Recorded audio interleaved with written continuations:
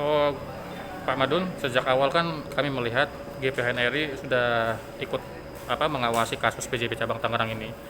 Dari pihak GPHN sebenarnya bagaimana memandang kasus perkara yang menimpa dua saksi Unep Hidayat dan Juaningsih? Bisa dijelaskan?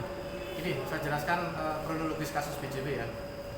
Eh, Penanganan kasus korupsi BJB ini sebenarnya kalau pihak Kejati Banten sejak awal objektif dan profesional, tentunya penanganan kasus korupsi ini tidak akan berlarut-larut seperti sekarang. Karena terdakwa sidang terpisah, terus saksi terpisah. Karena apa? 2016 BJB ini kan sudah ada hasil auditnya. Nah, di dalam hasil audit itu sudah tertera aliran dananya kemana-kemana, itu sudah ada di dalam hasil audit itu. Tentunya kalau penegak hukum itu melihat atas dasar hasil audit itu, kan cukup mencari siapa yang melakukan perbuatan melawan hukum. Sementara pihak-pihak yang melakukan perbuatan melawan hukum itu kan sudah ada semua dari hasil audit investigasi tersebut. Nah, karena kami ada menduga kuat adanya rekayasa, adanya penanganan kasus hukumnya ini didramatisir sehingga menjadi amburadul seperti sekarang ini seperti yang kita lihat tadi. Karena apa? Para terdakwa itu kan sudah divonis sejak bulan Juni kemarin ya. Sudah bulan Juni. Nah, tiba-tiba setelah vonis para terdakwa sekian minggu kemudian baru ada penetapan tersangka baru yang diduga ikut serta membantu. Padahal kalau kita lihat dari hasil audit, yang layak ditetapkan tersangka itu adalah orang-orang internal BJB yang melakukan survei, melakukan analis. Karena kalau pihak analis itu tidak meloloskan akad kredit itu, tentu tidak akan terjadi pembobolan uang 8,7 di BJB Tangerang ini. Jadi intinya justru saya itu melihat kasihan dengan para majelis hakim, kasihan sama JPU yang harus menuntut orang-orang yang diduga tidak ikut terlibat di dalam membobol BJB cabang Tangerang ini. Menurut kamu permasalahannya seperti apa sih Bang? Sehingga bisa sampai serunyam ini Bang?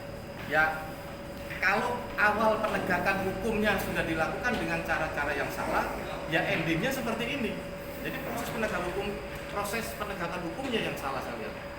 Karena kan kasus BJB ini 2016 sudah ada hasil audit. Nah, di dalam audit itu kan sudah jelas aliran dananya kemana, siapa yang melakukan perbuatan melawan hukum, siapa yang harus bertanggung jawab, kan begitu. Nah, seharusnya penegak hukum itu atau para penyidik itu setelah menerima hasil audit lakukan gelar perkara untuk menentukan siapa orang-orang yang melakukan perbuatan melawan hukum atau siapa orang-orang yang ikut menikmatin uang BJB ini. Kan dari hasil audit sudah ada. Nah, ini kan sepertinya seolah-olah kasus BJB ini baru dimulai penyelidikan. Yang saya lihat seperti itu tahun 2020. Padahal 2016 sudah ada hasil audit investigasi. Di sini masalahnya.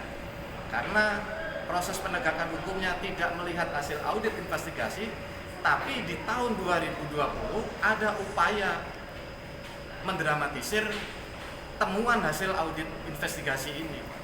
Ya. Langkah selanjutnya gimana tuh? Ya, ini karena sudah masuk ke ranah pemeriksaan oleh majelis hakim, tentu ya kita lihat nanti ending dari putusan majelis hakim. Kalau menurut jaksa dari Kejati Banten kemarin yang diwawancara oleh media, laporan ini kan pertama kali disebut dari hasil operasi intelijen gitu. Sementara kalau menurut GPHN, semestinya laporan korupsi itu berasal dari masyarakat. Penjelasan itu jelas itu pembohongan terhadap publik kalau menurut saya. Jadi sampaikan saja sama Asditsus Kejati Banten yang baru ini, keterangan beliau itu melakukan pembohongan terhadap publik. Bisa saya pastikan bahwa kasus BJB ini sudah ada hasil audit tahun 2016. Dan hasil audit itu atas dasar pengaduan Ibu Juaningsih. Ibu Juaningsih itulah yang sekarang ini ditersangkakan, kan aneh seorang pelapor kan gitu. Seperti yang tadi kita lihat, berbelit-belit keterangan auditor itu. Udah jelas tahun 2016 itu Juaningsih melaporkan karena sertifikatnya disalahgunakan oleh kepala cabang BJB tahun 2015. Nah, hasil pencairan akad kredit itu diselewengkan lagi sama kepala cabang sehingga terjadilah kredit macet. Kan sudah jelas siapa yang melakukan perbuatan melawan hukum di dalam kasus BJB ini. Jelas kepala cabang bersekongkol dengan debitur. Juaningsih dan Unep Hidayat ini adalah pihak luar. dia tidak punya kapasitas apa-apa di dalam BJB. Ya. Justru Unep Hidayat dan Juwaningsih ini menjadi korban skenario jahat kepala cabang. Kalau dilihat dari hasil audit. Jadi kalau ada yang menjelaskan bahwa ini hasil operasi intelijen, itu bohong. Saya bilang bohong 100%. Pak Madun, jika dilihat dari hasil putusan pengadilan itu, sebenarnya ada debitur lain yang turut serta atau dia itu sebenarnya menikmati hasil korup ini juga, namanya Bu Zehan, yang tak lain adalah istrinya Pak Dera sendiri.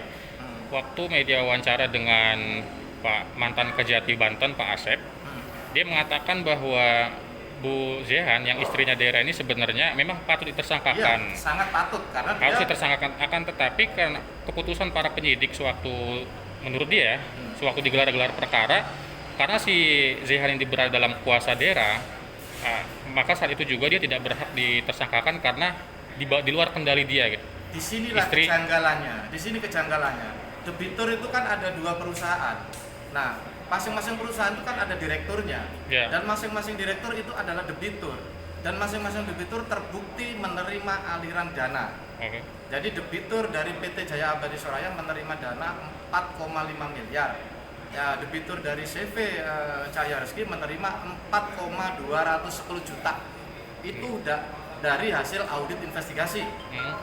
Seharusnya mereka dong ditersangkakan. Nah, yang menjadi permasalahan lagi sekarang itu total kerugian negara kan 8,3 miliar. Tapi yang baru diselamatkan baru 1M 60 juta. Oke. Kalau menurut saya sebagai pegiat anti korupsi yang hampir 15 tahun ini menyajikan data-data korupsi kepada aparat penegak hukum, kalau dari awal proses penegakan hukum ini profesional dan benar, saya yakin Kejati bisa menyelamatkan uang negara yang hilang tadi. Oke. Karena apa? Bisa melakukan dengan perampasan terhadap para pihak yang melakukan perbuatan melawan hukum. Oke.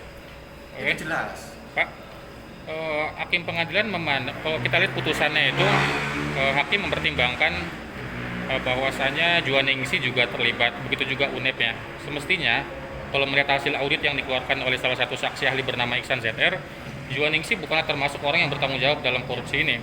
Lalu mengapa ketika pernyataan itu masuk dalam putusan, hakim tidak mengikut sebagai pertimbangan untuk memutuskan kasusnya Juwaningsih, malah dia menjadi tersangka?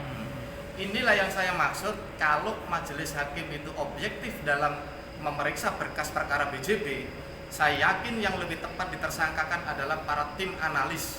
Oh ya? Iya, karena tanpa diloloskan oleh mereka yang bekerja tidak sesuai SOP, tentu uang ini tidak akan bisa cair. Iya. Siapa saja kalau boleh disebut tim analisnya yang diketahui GPHN? Ada Jajang Nurjaman, terus Didin Sabarudin, sama Irsad Bangkit.